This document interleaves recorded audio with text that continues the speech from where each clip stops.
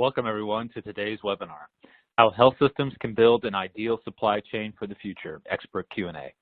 My name is Brian Zimmerman. On behalf of Becker's Healthcare, thank you for joining us today. Before we begin, I'm going to walk through a few quick housekeeping instructions. We'll begin today's webinar with a presentation and discussion here, and we'll have time at the end for a question and answer session with all the attendees. As a reminder, you can submit any questions you have throughout the webinar by typing them into the Q&A box you see on your screen. We will have a series of poll questions during today's webinar. You can submit the answer that best applies to you directly on your screen in the slides box. Thank you in advance for your participation. Today's session is being recorded and will be available after the event. You can use the same link you used to log into today's webinar to access the recording. If at any time you don't see your slides moving or have trouble with the audio, try refreshing your browser. You can also submit any technical questions into the Q&A box. We are here to help. With that, I'm pleased to introduce today's speakers. So our panelists today are Paul Farnin, Director of Supply Chain Solutions at Cardinal Health, Bill Moir, Senior Vice President of Supply Chain Management at Henry Ford Health System, and Joe Walsh, Founder of Supply Chain Sherpas. And here's a little bit more about their backgrounds. So Paul Farnin is the Director of Supply Chain Solutions for Cardinal Health. He is responsible for new business development and leadership of the company's supply chain solutions service offerings. Paul has more than 30 years of experience providing leadership to hospitals and healthcare systems. Joe Walsh is a values-driven leader with 20-year track record of leading nationally recognized supply chain transformations and new commercial ventures across 3 industries. He founded Supply Chain Sherpas, which helps suppliers and providers increase their impact by unlocking the potential of their bottlenecked supply chain. Bill Moir is currently Senior Vice President of Supply Chain Management at Henry Ford Health System. In his role, Bill has responsibilities over all supply chain functions. Prior to joining Henry Ford, Bill held positions at Advocate Aurora Health, Ascension, and Trinity. So lastly, before we get into the discussion here, I want to let Paul tell us a little bit more about our webinar sponsor today, Cardinal Health. Hey, thanks, Brian, and welcome everyone. Real quickly, with more than 40 years of experience, Cardinal Health is recognized as a leader in helping health systems with their supply chain. We've been doing this for many years, and it's a great honor to be part of today's discussion. Cardinal, as you know, provides medical supplies and services to more than 80% of U.S. hospitals. We've been ranked by Gartner as one of the top 5 companies in supply chain excellence for 10 consecutive years. Cardinal Health was recently honored by being named to the Healthcare Supply Chain Master Award for the 3rd consecutive year through Gartner. We're really excited to be a part of today's conversation. Thanks, Brian. Absolutely. Thank you so much, Paul. So the purpose of today's webinar is really to help all of you in attendance better understand the trends and challenges that impact your future state supply chain. So we know this is critical as health system supply chain leaders navigate this rapidly evolving and turbulent healthcare landscape. So we're glad to have your expert perspectives here. Paul, thank you again, and Joe as well. And we're going to get right to it. Bill, thank you as well. So, I want to ask, before we get into this discussion, I guess to kick things off, Joe, I'll start with you. I want to ask a broad question from a registrant. We received these before the webinar today, and as I mentioned at the top, we will have a Q&A with attendees at the end. But Joe, I want to start with you with this broad question from our registrant. So how can I optimize my health system supply chain for the future? Thank you, Brian, for the introduction. It's great to be here, and that is such an important question. And of course, we have such little time to dig into all the elements of it. So maybe as a form of a blueprint, this is informed by not only our clients as Supply Chain Sherpas, but 350 interviews across supply chain leaders in our industry. And it's a luxury, I think, in life, and it's very grateful for that I get a chance to coach and mentor several supply chain leaders across the industry. So what we're hearing is the following, that there are about 4 pillars of our supply chain reimagined. And those 4 pillars are a very new measure of success, and I'll come back to each of these. Improved alignment, that's the second one. The third one is new and improved strategies. And again, there are several of them. And the fourth one is a focus on talent management. And of course, we're all experiencing the talent crisis that is happening in the industry. So just to kind of like peel back the layers of the onion on each of these just a little bit to get the conversation rolling. When we say new measure of success, what we're hearing a lot of supply chain leaders talk about is really supply chain return on investment, which is all the things we contribute to our respective organizations divided by the cost of actually performing those services. That we can no longer allow ourselves to be reduced to only a cost savings department. There are other forms of value we can contribute, like reliability and continuity of supply, things like revenue improvement, ideation and innovation, commercialization, clinical quality improvement, patient satisfaction, caregiver engagement and satisfaction, even productivity improvement. These are all the types of benefits we can deliver divided by the cost of performing the services that deliver those benefits.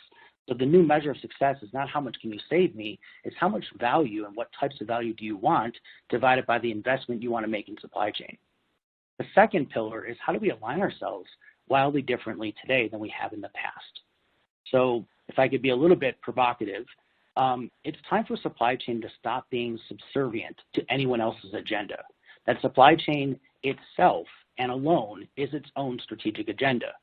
Supply chain as a function and the functional leader needs to sit next to the CFO, the CMO, the COO, and the CHRO as a peer, but not as a subservient kind of what I would say task taker from any one of those functional areas, because the role of supply chain is equally important to any one of those functional areas. We've got to capitalize on the spotlight, and we're seeing some supply chain functions really lean into this new, I think, strategic agenda. How do we actually influence 100% of the non-payroll spend across all of sourcing, procure to pay, and across logistics, while we, again, redefine what it means to be clinically integrated, while renegotiating even very important relationships with the CFO, our physicians, and our role on the VATs, or the Value Analysis Committees. The third one is the new and improved strategies. And I think we're going to poke at some of these today as we kind of get into this conversation. So just as a high-level framework, there's dynamic sourcing that's taking place and probably needs to take place. When do we sole source, dual source, multi-source? What location of the manufacturer do we want offshore, nearshore, or local? We get into another topic around operational excellence, things like risk management, event monitoring, transparency, how to build physical supply chains for new and emerging environments of care, network design, which is not about IT, by the way, demand sensing and demand planning, and even procure-to-pay optimization. We've got to get better about operational excellence.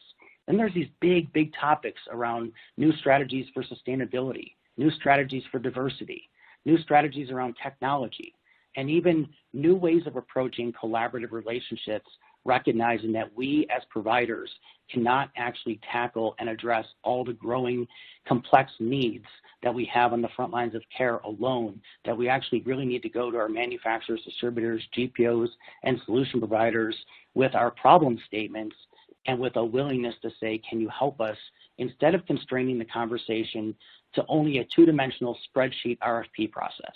And then finally, talent management. All that stuff can't happen if we don't have the right people. And we have a five-alarm fire brewing when it comes to talent. I always think about this as almost like a matrix. We've got frontline leaders or frontline team members, and then we have leaders. And we've got to think about three dimensions of how we affect those two different groups within the supply chain function. Can we recruit the right people? The answer right now is we don't know. It's becoming very challenging with the global shortage of talent that's taking place in the competition with the likes of Amazon, UPS, and FedEx. The second dimension is how are we developing the talent for today's problems and tomorrow's problems and challenges? And then the third dimension is, are we able to retain that talent, which is a function of not just compensation, but many other things around engagement.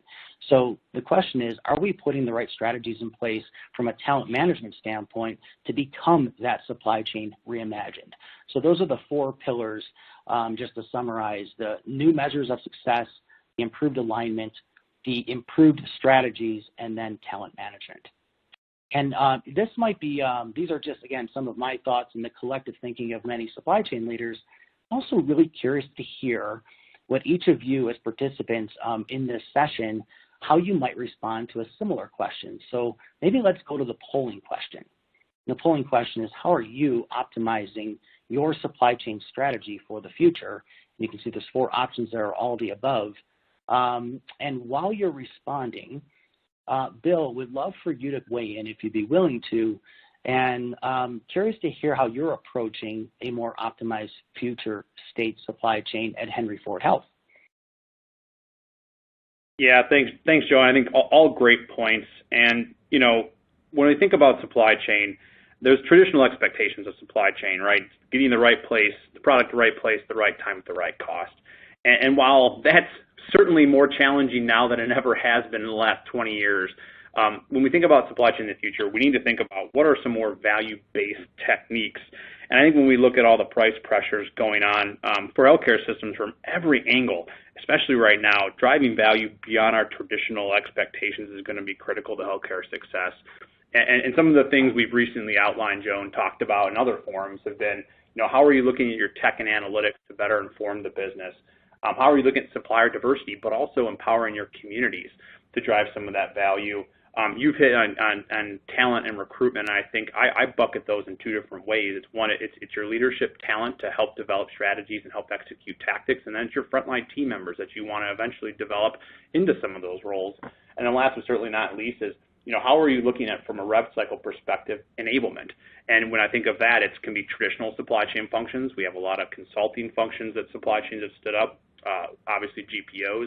But then last and certainly not least is, what's the alternative revenue implications, right? You know, can you partner with DME vendors? What about hospital at home and really delivering care to that last mile, which has become more and more attractive to our patients and communities? And I think supply chain's positioned incredibly important way to effectively execute on some of those future strategies. And I say strategies not only in supply chain, but in the healthcare space in general. Super insightful, Bill, and I really appreciate you sharing and even pulling up a couple layers to say at healthcare in general. And Brian, I'm curious if we can actually see the results at this point. And I know, Paul, you may not have time to digest it completely as the results come up. But as you do, I'd also love for you to weigh in and share some of your perspectives from a distributor and manufacturer point of view. Yeah, Joe, I'm obviously tracking answer B here pretty closely around interest in engaging strategic suppliers, vendor relationships. And obviously, I feel like the best minds that can come together on this, the better. If we've learned nothing over the last 2 years is going this alone around supply chain optimization, supply chain resilience. It's going to take some real partnerships and a redefinition of how suppliers and providers come together. So I'm happy to see some of the responses here, and the infamous all of the above response seems to be leading the way. Excellent. I'm going to jump in here and introduce another poll question. So a topic we've heard a lot about lately, and it relates to future state supply chain, is supplier diversity. So the second polling question here is, how mature is your supplier diversity program? And you can select one of these answers below. While folks are engaging with this and answering the question, Paul, is there anything you'd like to share while we're waiting for responses here? Well, an observation I have as a distributor, some of the trends in healthcare come across in inquiries we see written in RFIs and RFPs, and this topic of supplier diversity has certainly emerged as one of them. Again, I think it's a direct correlation with some of the supply shortages we saw and continue to see here through the pandemic, but this is a growing topic, definitely. Excellent. I think we should have our results here shortly. Bill, you want to discuss these results as we move to the next slide here? I know I give you a second to take it in, but I'll hand it over to you. Yeah, no, thanks, Brian. When I look at the results, it's not surprising. I think everyone that I've talked to across the industry, whether it be our vendor partners, GPOs, my peers across industry, Everyone's at a different phase within their supplier diversity journey. I think when I look at their responses, it's incredibly important. It's great that some folks have established programs, many are just starting.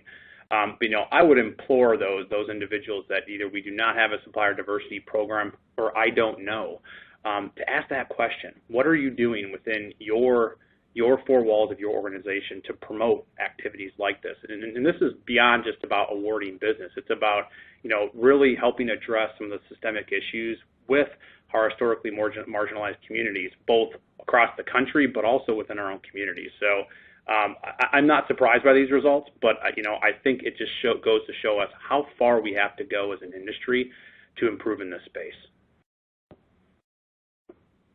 Thank you, Bill. And as you mentioned, supplier diversity is so important and a key priority for you at Henry Ford. So I'm wondering if we can dig into this portion of the conversation a little bit, and if you can tell us a bit more about what some of the benefits are from working with a diverse set of suppliers. Yeah, Brian, I appreciate that question. And one thing I have to do, I've only been here at Henry Ford Health System for 9 months or so. So I think the first thing I have to say is I have to congratulate and thank my team. Henry Ford is historically known as one of the primary or leading tip of the spears, if you will, for supplier diversity. And it's really due to the great team members we have here in supply chain and beyond. But our journey started a very long time ago.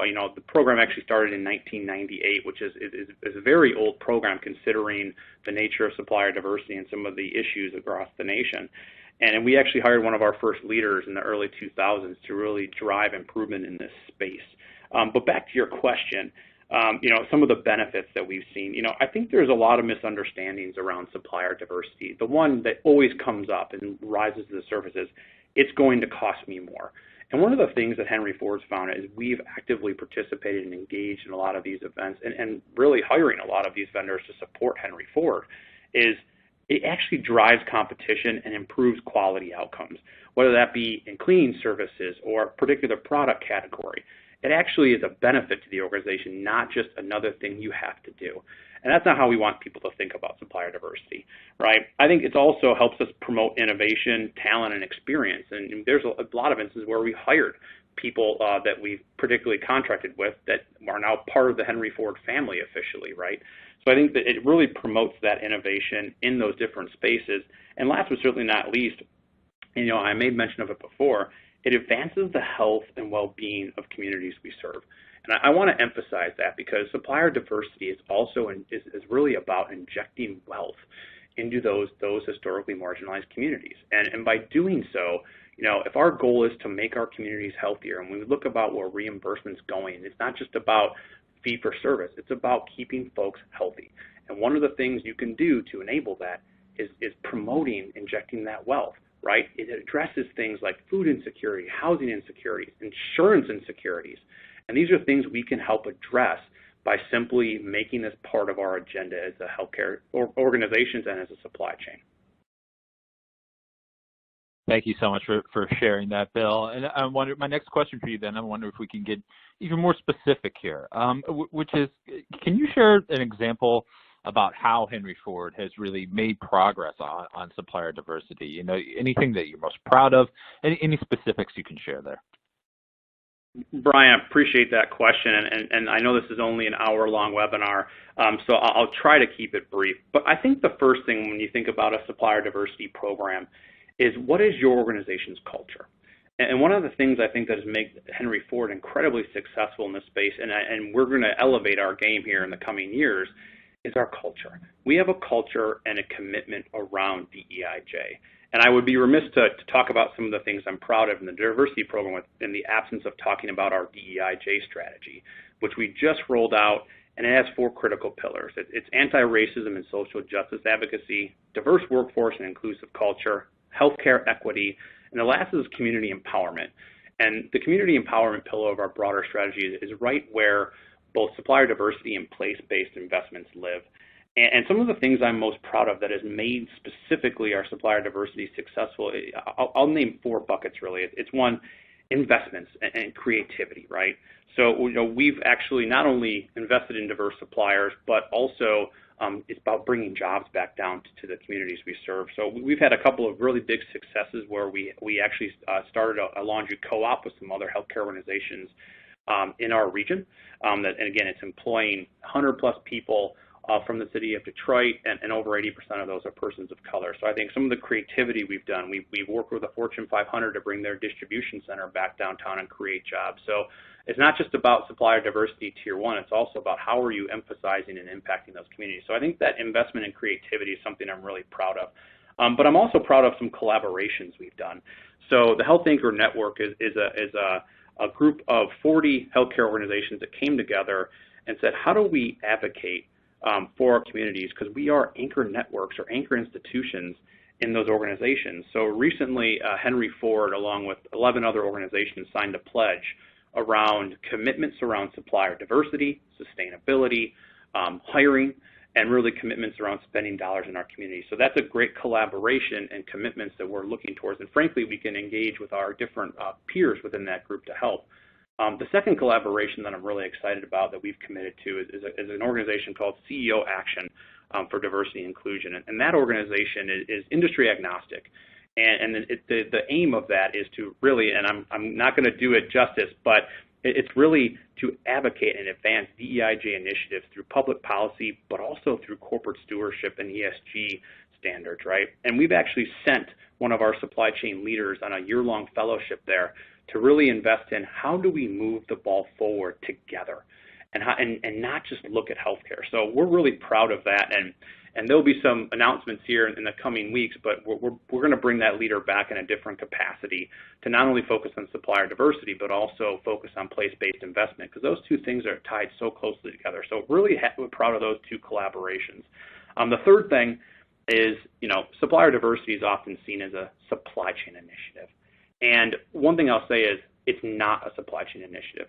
It's an organizational initiative. We just happen to be the quarterbacks in supply chain.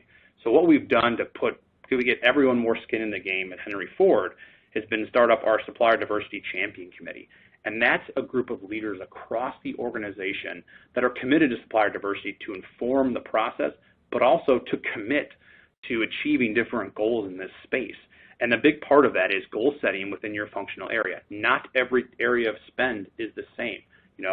Environmental services versus pharmaceuticals, that's a big difference between where you can actually push the envelope in supplier diversity. So we'll be setting goals there. And a good outcome of our champion committee is we're actually going to embark on a whole new supplier diversity marketing campaign, both internally to educate our team on what they can do, all the way to the front line, but also in our community, so we can start filling that pipeline with community vendors. So we're really excited about that. And the last one that I'm really proud of is we actually engaged with a diverse supplier, a technology company called Viva USA, to actually be our vendor registration portal, but also a mechanism to collect data not only on Tier 1 spend, but Tier 2 spend. And I'll talk about that a little bit later. But one thing I will say, Brian, and I'm almost done, I promise, is, here's my big challenge to the group, and you heard me kind of reference it in our last conversation, which is this. There is a dilemma that we have in healthcare, and frankly, multiple industries, and that it's called the supplier diversity dilemma is what I've dubbed it. And no matter how much as a healthcare organization I try to push my Tier 1 spend, i.e. the people I cut checks to, I'm only going to be able to get so high because there's only so many people that you can define as a diverse supplier. When you look at publicly traded companies, they don't count. And when you look at my areas of spend, pharmaceutical, med devices, a large percentage I can't count as diverse. So my challenge is, it's essentially the old phrase, it's rising tides float all ships. And it has to be everyone that gets involved in encouraging and developing their supplier diversity. The more dollars Fortune 500 spends that I purchase from with a diverse area of the community, the more it helps inject that wealth. So here's my ask for the group, and I know I wasn't supposed to have an ask, but I'm going to ask it, is if you haven't started your supplier diversity program, just starting, really focus on it and make a huge push to make that a priority. I think, two, is seek open relationships and partnerships, particularly in those diverse communities. We've had a lot of conversation in the industry around manufacturing domestically. Why not put it in Detroit? a St. Louis, somewhere that's historically marginalized. I think that's really, really important. 3, as a vendor, be open with your data. Be open with and transparent with your initiatives to improve those things. And how can we help one another? This shouldn't be a stick thing. We need to offer one another more carrots as we partner. And last but certainly not least, when I look at the challenge, it's for vendors. Aside from being transparent, like I said, the most important thing is when you're doing that domestic manufacturing, make sure you're looking at those economically disadvantaged areas. So, in closing, I appreciate this opportunity to come speak to everyone, but if you have any questions, my line's always open. I'm sure they'll send contact information out after this webinar, and always happy to give feedback and help as what was made us successful and how we can make each other successful. Thanks, Brian. Yeah, thank you so much, Bill, for sharing that. A lot to be proud of in your experience there, and I think you shared an important challenge for our audience to consider as well. I want to transition now to sort of another big topic that's related to future state supply chain, and that's creating a more reliable and resilient supply chain is what we're hearing a lot about. So, Paul, I want to pose this next question to you. How can using data and analytics tools and platforms be helpful in this regard? Well, you said it, Brian. This is a big topic and an important one. So let me maybe offer a few initial thoughts, and I'm anxious to kind of hear from the broader group and the other panelists with their ideas. Certainly, we all appreciate the value of data and analytics and the insights it brings, but as we reflect on how it can help create a future supply chain that has resiliency and reliability, that's kind of, I think, all of our nirvana, our goal here as to how that can come together. A couple thoughts come to mind. Certainly right now, there's tremendous focus and importance around product availability and sourcing. And when I think about how data and analytics can help us there, I think many of us are looking for greater level of automation as it pertains to product substitution, product availability, and data that can help our clinicians with decision-making around products and product substitution. So I think there's a great opportunity for the industry. I see some suppliers with some databases today, some GPOs and others that are heading down this path to make those sourcing decisions and product conversion or substitution decisions better and easier for providers. So I see that as a source or area of opportunity. Secondly, as I hear from health systems around the country and our peers, visibility to inventory is an obvious theme. And as we think about platforms, data, analytics to support visibility, this comes down to some comments both Bill and others made earlier around sharing of data. Historically, we've helped hospitals focus or look at inventory within their four walls, whether it be in their storeroom or within a nursing unit or a critical department like the operating room. Knowing what you have is sort of the beginning of the fight, the beginning of the battle. And then using data and analytics to analyze what you might need going forward. Certainly, as we've seen over the last 18, 24 months, customers' usage patterns, product substitutions have added new complexities now to analyzing par levels, analyzing existing inventories, and predicting future inventory levels. So we continue to work with customers not only around that short-term understanding of what they have on their shelves today, but now going deeper and wider in understanding what is within their business partners' inventories as well.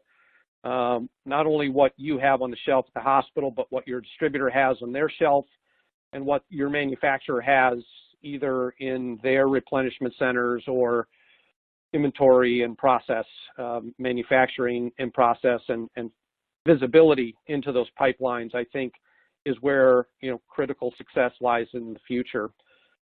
So as we as an industry partner and look at business continuity, resiliency, I think those are going to be some of the drivers that will continue to create this collaboration between the hospital and suppliers that can anticipate future demand patterns, give us greater and earlier visibility into usage and demand patterns, and create this connectivity. Bill said it well, suppliers need to be open to sharing data. And that's something I think many manufacturers, suppliers have been reluctant in the past, and something we hope to see greater collaboration on in the future, and doing it in an automated way that leverages some of the technology we have and need going forward. Lastly, on this subject, I think data and analytics can also play an important role as we look at the future supply chain around not only establishing key performance indicators, but helping us measure progress toward them. So let's use technology to establish what does good look like? What are the bullseyes that we want to hit going forward? And once we've established those key indicators, let's use data, let's use benchmarking tools. This is something we partner with a lot of our clients on, around establishing those KPIs and then having automated technology, having systems to measure your performance to those KPIs and demonstrating progress. And that's something, again, I would encourage you, if you're not doing already, to not only leverage your own in-house tools and technology, but leverage some of your partners and suppliers around technology or benchmarks they may have to help you kind of make progress down that path of supply chain excellence and resiliency. So those are some thoughts that certainly jump out to me, Brian, and hopefully we can get some others chiming in on this very important topic.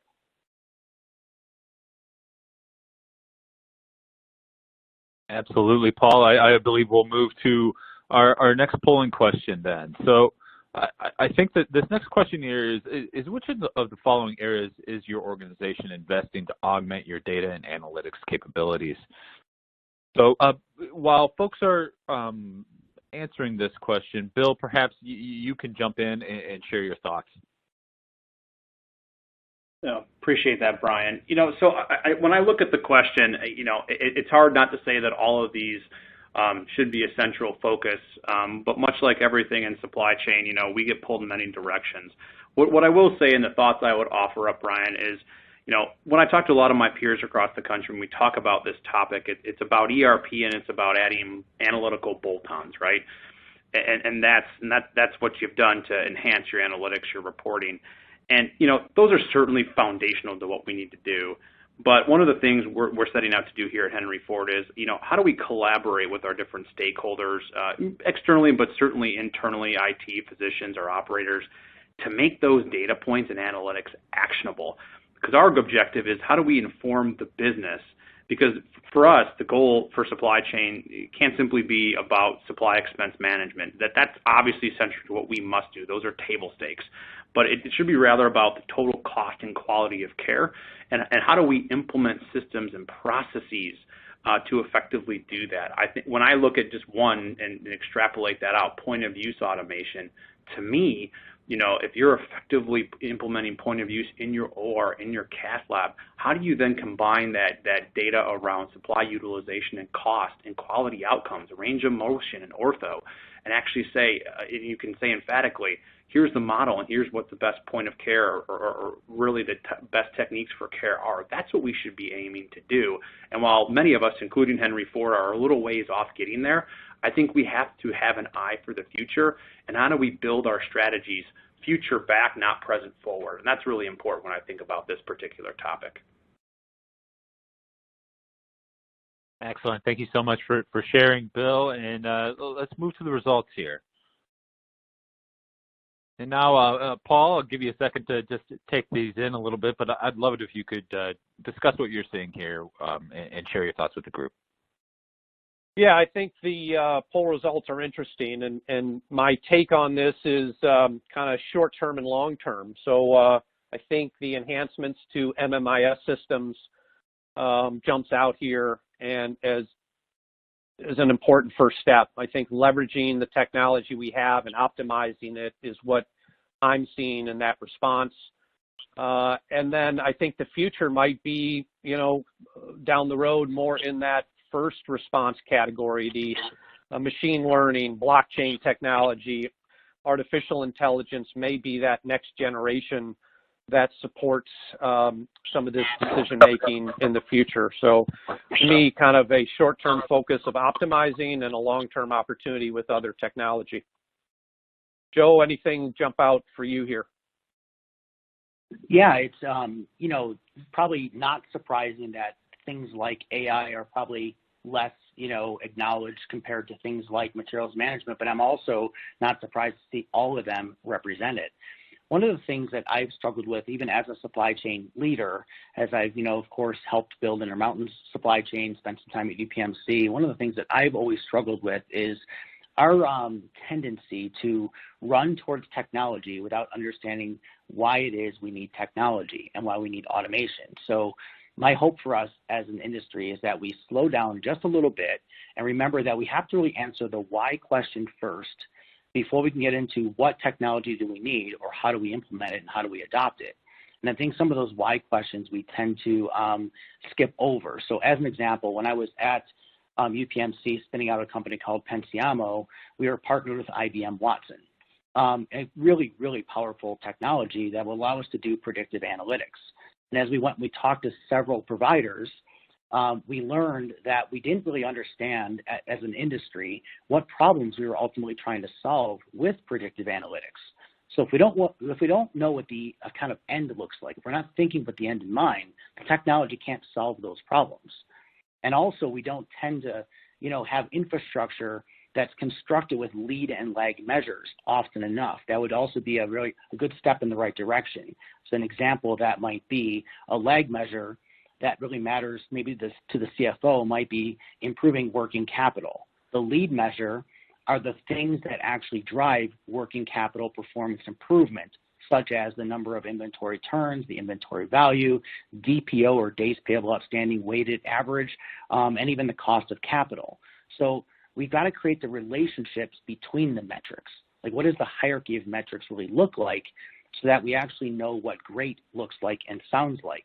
And of course, that will then enable us to move from descriptive to predictive analytics, which is really where the frontier is so that we can create the insights necessary to move forward. So we're not just putting systems in place for the sake of putting systems in place. And maybe just, one final thought here is going back to the original thing I said around the why. We put systems and technology and automation in place for really one of three reasons. We're either trying to create some sort of actionable insights, like the examples we just gave around working capital performance improvement, or we're trying to make ourselves more productive, so we're trying to improve our labor productivity, or we're trying to improve our quality. And I think the more we go back to why do we want to put technology in place, I think the more successful we will be by putting that technology in place. The how and the what becomes so much easier once the why is really clear. Thank you so much, Joe. And I'd love to move now and close out our panel discussion portion of the webinar with one final question from one of our registrants that was given before we all got together today. So I'll ask the three of you to each share your thoughts here. The question is this: what is your prediction of the level of transparency manufacturers will provide to the market as it relates to inventory levels moving forward? Paul, I'm going to tap on you to get things going here. Yeah, happy to, Brian. And as the distributor manufacturer representative on the panel, I feel responsible to try to answer this one first. I think the short answer is this is evolving. Historically, manufacturers have been hesitant, distributors, to share a great level of detail around inventory. I think it's the old adage, and I'll say again, old adage, that information is power, and keeping that close to the vest when it comes to product allocations or constrained inventory environments. Manufacturers have historically kept that information close to the vest. I think that has to change, and I think it is changing. And I think it's only going to accelerate as we trust one another and have those conversations. And I think as an industry, we need to keep expecting and asking for transparency on both sides, if you will, to move this needle forward. So, Joe, anxious to hear you and Bill comment on this as well. Sure. I'm kind of optimistic about transparency, and I'm optimistic for reasons that are kind of painful, right? The providers have experienced a tremendous amount of setback and pain due to the lack of transparency highlighted by the last, couple of years of what we've been going through with COVID. And, with most industries, when you look at how we've evolved in the supply chain function and the supply chain industry itself, it's interesting. The customer usually sets the tone. When the customer says, this is important to me, so whatever that thing is, data standards, transparency, whatever that thing is, typically the supply base reacts and responds. What we've struggled with in healthcare is a lack of uniformity and consistency around saying these things matter to us. I think it's very clear now that the providers are saying transparency matters. We're still letting the dust settle a little bit around saying, well, what exactly does transparency mean? But once the dust settles on that, I think the customers uniformly will be saying, it matters to me. And I don't think that there'll be resistance from the suppliers to then say, hey, if it matters uniformly to our customers, and it also matters to our own supply chain people internally, why wouldn't we do it? So I'm a little bit more optimistic that the shift will happen, because it's the same shift that has taken place in other industries, but it's got to originate with the customer saying it matters. Yeah, Joe and Paul, so I'm happy to weigh in on that as well. One thing I'll say is this: let's be honest with one another. The global supply chain is devastated. Not many folks outside of probably most of the people on this call outside of this circle knew what supply chain really did. And now I get questions from friends and family on a daily basis, like, what's going to happen to my Christmas gifts? So as far as that, the reason I bring that up is transparency and some of these collaborations and partnerships is going to be the way out of it, with a lot of other variables, oh, by the way. But if our goal is inevitably to get to some type of hybrid vertically integrated supply chain, which I do believe is part of the way out of this, our vendor partners, and as well as healthcare providers, need to be more transparent. Now, for my vendor partners on the line, I will say this, and Joe's comment segues nicely.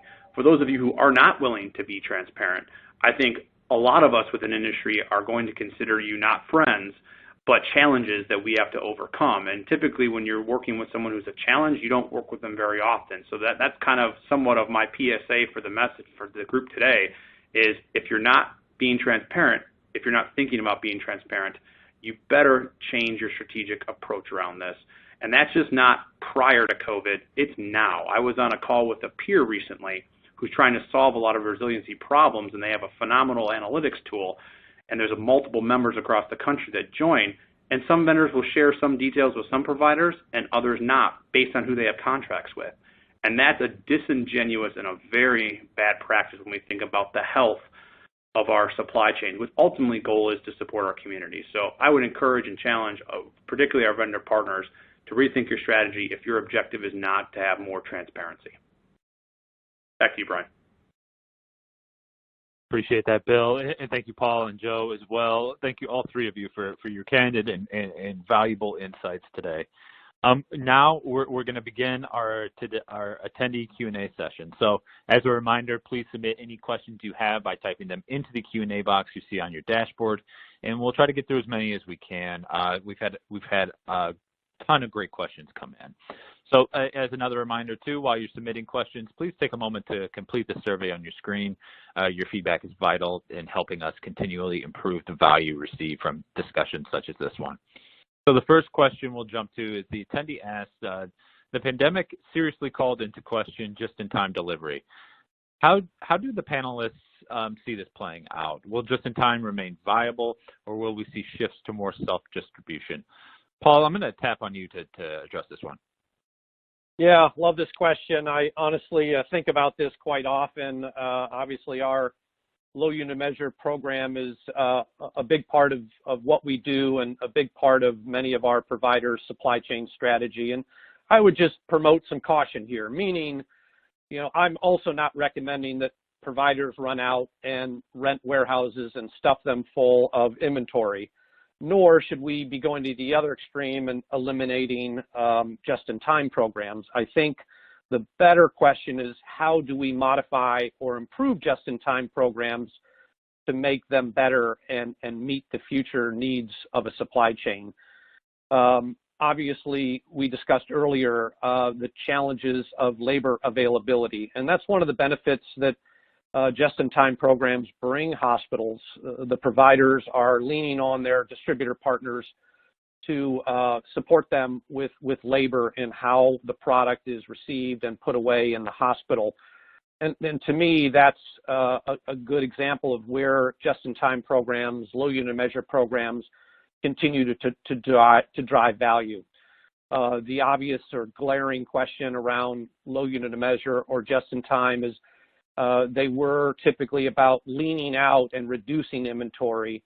So my question is, how do you still get the benefits of just-in-time and low unit measure while having backup or reserve inventory to augment these programs? To me, that's the future of just-in-time and low unit measure. It's not a all or nothing. It's more of a modification of how we've addressed it historically. Joe, Bill, any thoughts there? Bill, do you mind if I jump in just quickly? All you, my friend. Yeah, thank you. My again, hope and optimism is going to be on the surface with this one.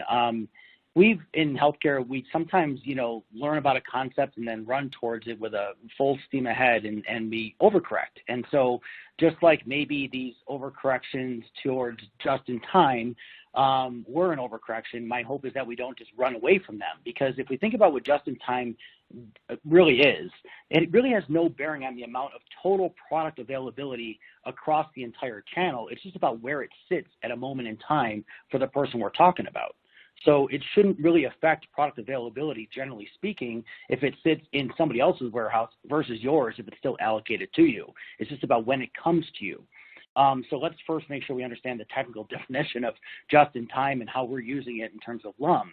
Having said that, I also hope that we are way more strategic at how we do risk management. Again, there's lessons that we can learn from other industries where we actually take a look at different types of events that could cause disruptions to our physical supply chains, things like pandemic, unrest, weather, labor constraints, and the list goes on. And then we actually decide which items are going to affect our business in those specific events.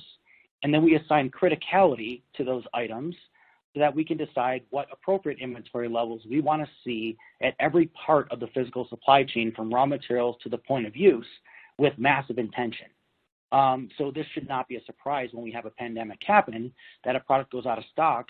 It doesn't mean we can prevent it every single time, but no one should be surprised. Those are the types of things that I'm hoping that we learn from this, and we don't just say just-in-time didn't work, so let's just stock inventory everywhere. What we're hearing is that a lot of folks are sitting on a lot of inventory right now of PPE that is getting slow and dead, and we're now not able to actually have the space to actually store up on the products that we need that are now actually in back order. So those are the types of things I'm hoping we just don't overcorrect here quickly. Appreciate it, Joe. Thank you, Paul, as well. Some important comments there and distinctions. So let's move to the next question. We've had a ton of great questions come in from attendees. It's lovely to see this level of engagement. So the next question we'll grab is, how has digital moved to the front of the line in supply chain support? And I'll open this one up to the group. Whoever wants to jump at it can tackle first.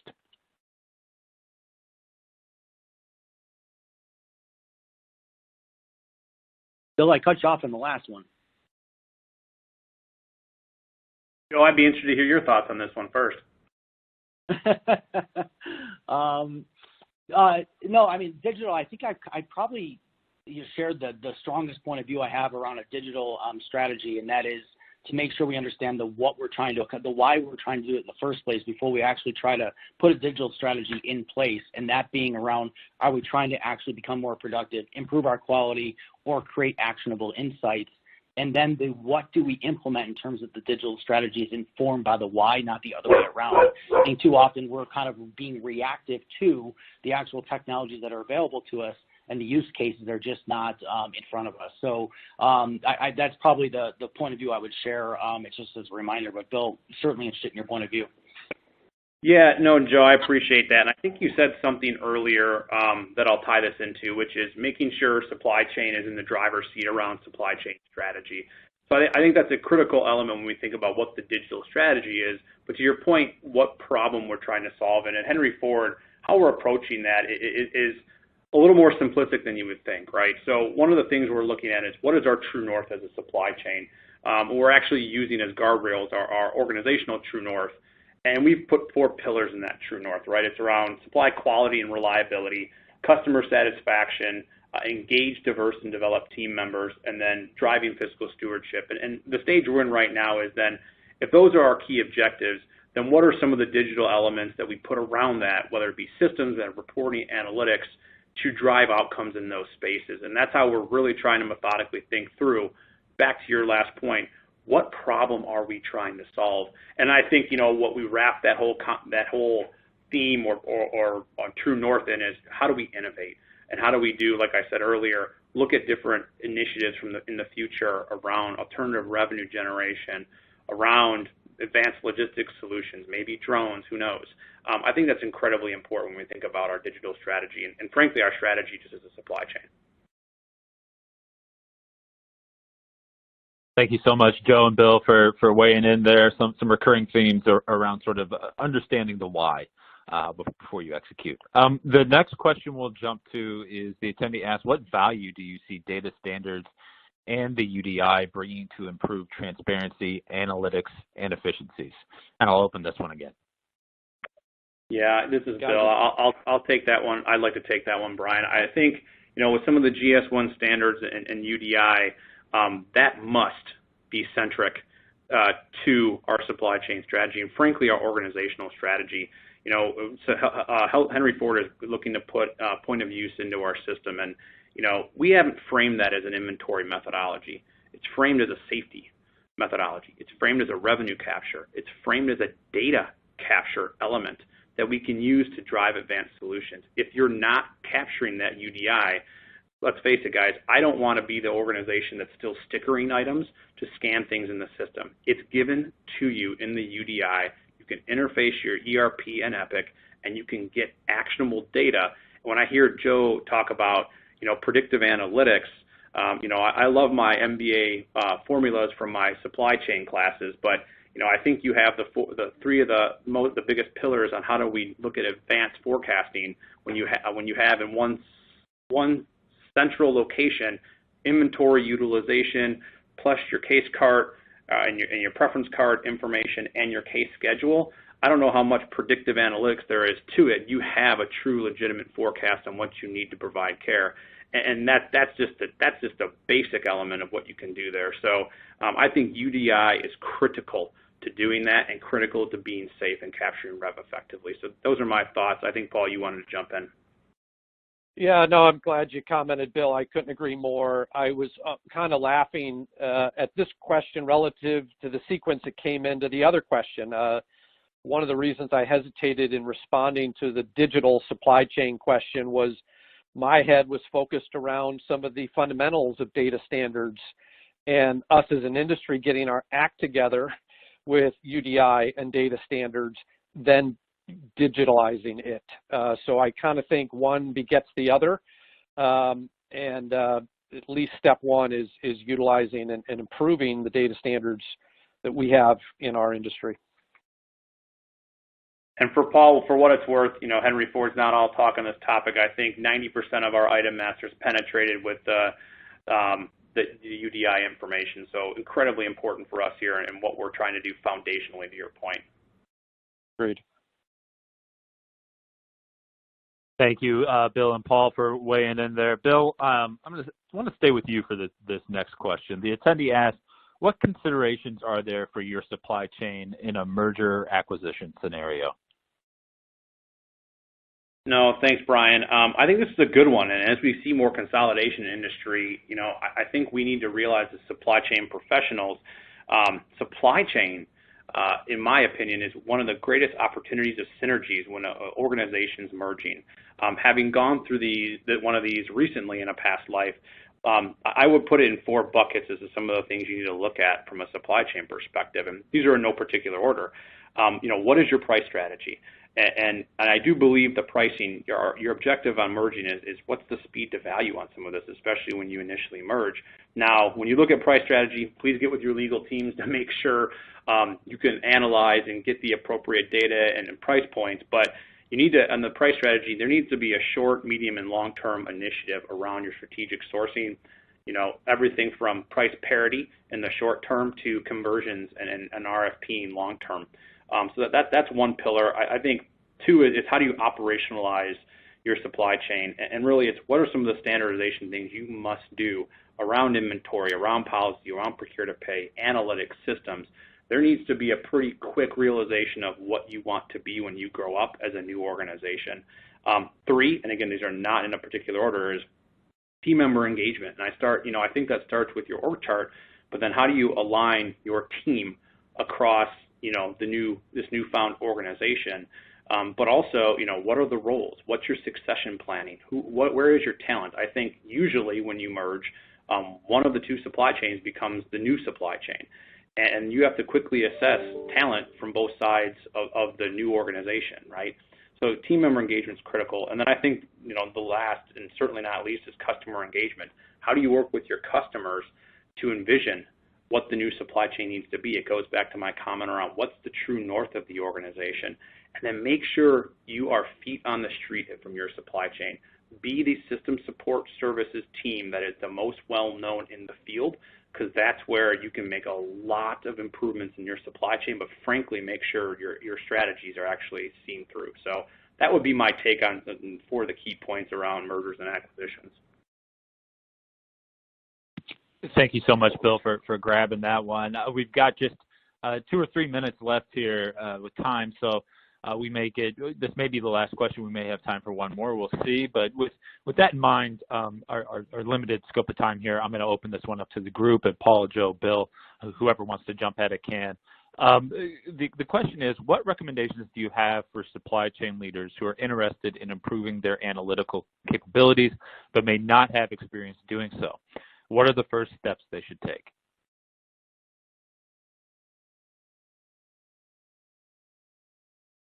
Hey guys, it's Paul. I guess I'll try first here. What jumps out to me is talk to your peers. I think you've got a great networking group out there who may be farther down the path than you. I would talk to your GPO, your suppliers around lessons learned, best demonstrated practices. Those to me would be some networking opportunities.